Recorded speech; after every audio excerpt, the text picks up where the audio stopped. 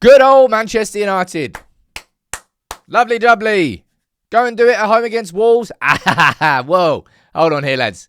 That's way too much to ask. It is way too much to ask for United to go and do a professional job there tonight. To be professionals. Ruben Amorim, I've got no idea why he made the changes. None whatsoever. Like Gary Neville was speaking about it during the game, and I was watching it thinking, okay, what was the idea behind the shift in the system? Moving away from the back four that worked against Newcastle. No, there was nothing. United were just nowhere near that game from the first minute to the last minute. Every time we had the ball, we played at 2 miles an hour. Every duel we went into, Wolves went in double hard.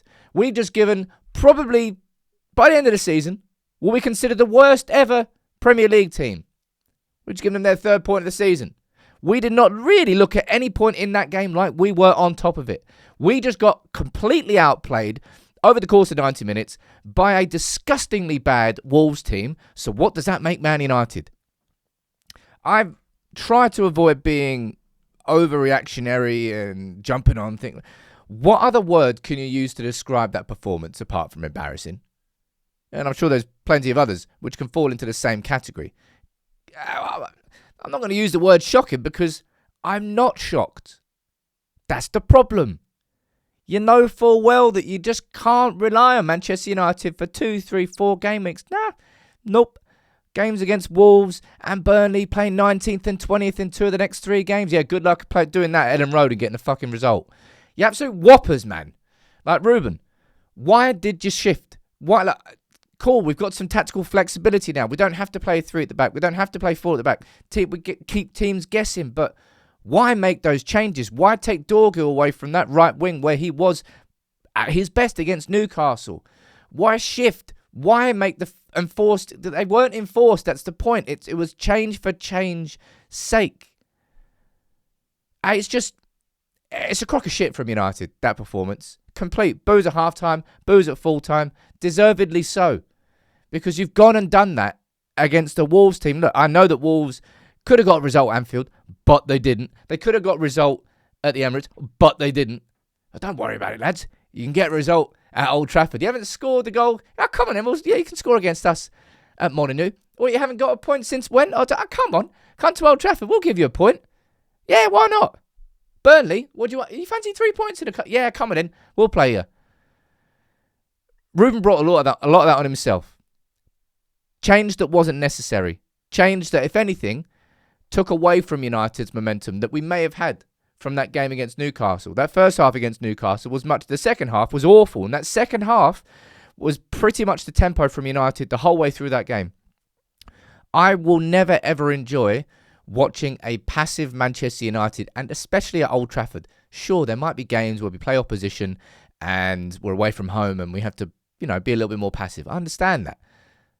But to do that at Old Trafford, like the amount of times it was Martinez, Heaven, Martinez, sure, Martinez, sure, to Heaven, to Casemiro, to Ugarte, back to Martinez. The same 4, 5, 6 passes. United very much looked like a Bruno-less United tonight. And that's not an excuse, but we had nobody who was willing to take that pass for when we did. That was what Aiden Heaven created the goal. I wanted more from Cunha. I wanted better finishing from Šeško. It was a great save from Lamont. But it's just, I don't really think, if I'm being totally honest, I don't really think that's a game where there should be too much conversation about the individuals. And maybe I'm wrong in saying that. Do I think that back 3 system made us play that passive? I don't think it helps United play faster moving forward. I think the players could have increased the tempo themselves, and they did after we scored that first goal. And they opened up a little bit. Mate, Šeško could have scored 1, should have scored 1, may have scored 2, didn't score. And United drawing against Wolves, it's just, mate, end 2025 exactly as you think they're probably going to. And they did. Like that. I don't care what Wolves did against Liverpool or Arsenal. It doesn't matter. This is a team down in the dumps. And because we played so passive, We allowed Wolves into the game. I'm not saying that we should have gone out there hell for leather. If we did that and we scored in the first 15, 20 minutes, it probably would have changed the whole complexion of the game. But we did not do that. We let them play into it. And Wolves are like, oh, okay, lads, we've got an opportunity here. I wasn't actually expecting to get this much of the ball. Lovely. I wasn't expecting to get this much space. And then every single duel.